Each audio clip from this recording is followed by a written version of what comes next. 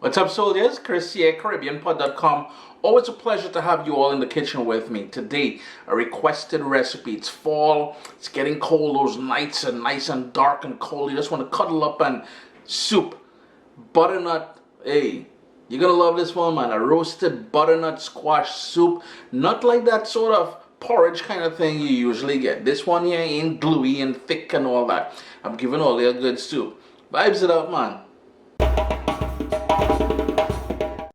What's up, soldiers? Don't forget to click subscribe. If you've already clicked subscribe, hit that bell notification thing. I don't want to all you missing out on the new videos, man. Come on, click. The very first thing we've got to do is prep the butternut squash. My oven is preheating to 400 degrees Fahrenheit because we're going to roast this off first in the oven. Thus, roasted butternut squash soup, right? It is tough, very tough. Nice sharp knife down the center, and then I'm going to go on the other side, same thing. Yes, it is a big boy. It's about 5 pounds, and right now if you're based in Canada or North America, because it's fall, they're relatively cheap.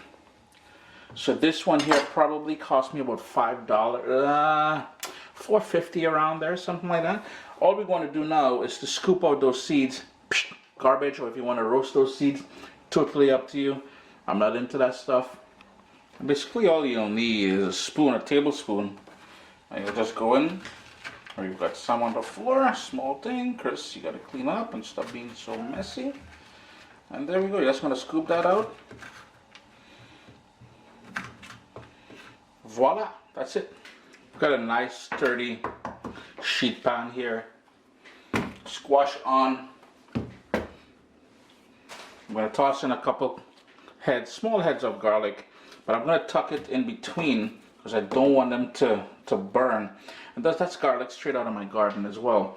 A bit of salt.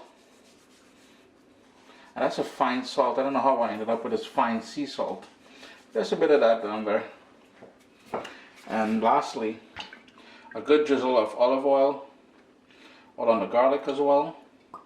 And into the oven, just going to rub that in a bit, into the oven, middle rack,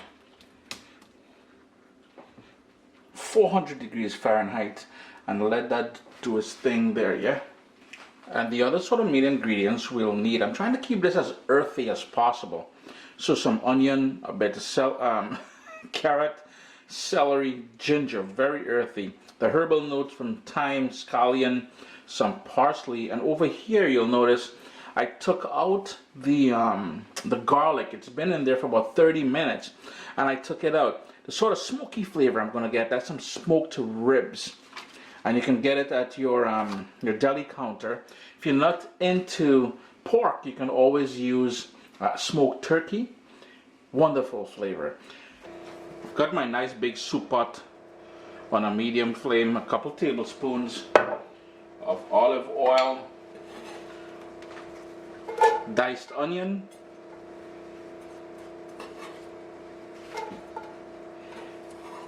the diced celery, and we've got the scallions as well. It's all kind of green in there, boy. Very emerald. Let's give that a quick stir. Turn my heat down to low. Fresh ground black pepper.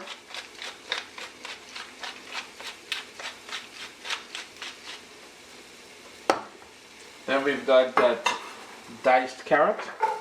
And the carrot in this case here is just to give it some texture later on when we put the entire soup together. And of course some sweetness and that earthy sort of vibe that I'm going for. Then the fresh thyme. Try not to use dry thyme. Fresh thyme is so much better. But I mean, if that's all you got, that's all you got, right? After about 3 minutes on that low heat, it's time to bring in the flavor. And that is the smoked ribs. Just gonna toss that in there. The bottom part of the ribs, I cubed up. So we got some nice big cubes in there. I just want to move that around because the fat on those ribs, I want it to render down at this point now to bring out that smokiness, that niceness. Then to help bring it all together and create that lovely soup base, I've got chicken stock that I'm going in there with now, as well as equal parts water. So I'm going to go in total with about 3 cups of chicken stock and 3 cups of water. For even more flavor, this is where we're going to go in with some grated ginger. And you don't want too much of that. You don't want to overpower things. So about 1/4 teaspoon of that. And if you recall, we had that roasted garlic. All I'm doing is squeezing it out and straight into the pot. Whew, that is niceness. Again, same thing. Squeeze all that niceness there. I cut the top off if you're wondering. It took about 1 hour and 20 minutes because the squash that I have here, they're pretty big. And over here, I've got some sliced habanero peppers. You gotta get a little kick in there, you know what I mean? No seed, well, there's a couple little seeds. Remember, most of the heat is gonna be down inside there. So we're not playing with that. But the goal now, bring that up to a boil and scoop this out, bam, into the pot. It'll be very nice and very easy, nice and tender. How many things am I trying to say at the same time, boy? So there you go, all that meaty goodness.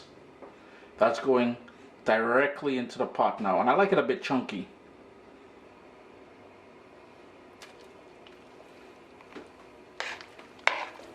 All that roasted squash is in the pot now. Come up to a boil. I'm going to reduce it to a sort of a rolling boil and let that go until it starts really falling apart. Like I said, I don't like porridge or thick, those sort of gluey looking pumpkin soup or squash soup that you see in North America. I want it with a little bit of broth and a pumpkin throughout it. Notice I didn't salt it yet either, right? I'll show you my tip for salting, and the reason why I haven't salted it yet is because I know the chicken stock that I use has a bit of a sodium element to it. I'm just trying to combine everything, and then I'll salt it near the end.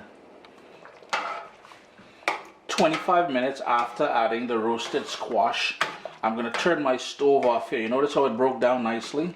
And you still got chunks of pumpkin in there. So, you know, it's up to you if you guys want the chunks of pumpkin or not. When I scooped it out big because I know it's going to break down in there. But I want it nice and chunky. I like a little bit of texture to it.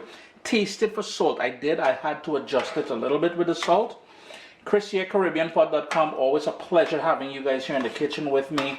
Roasted butternut squash with that roasted garlic in there, the smoked ribs. And if you have leftover ham, I mean, let's say Christmas is coming up, Thanksgiving, you may have some ham, you can rock that as well. Always a pleasure having you guys here in the kitchen with me. Finish it off with that parsley. And you're golden. Look at that. Pure niceness, man. Give the thing some love, man. Hit a thumbs up. Leave a comment down below. Please and thank you.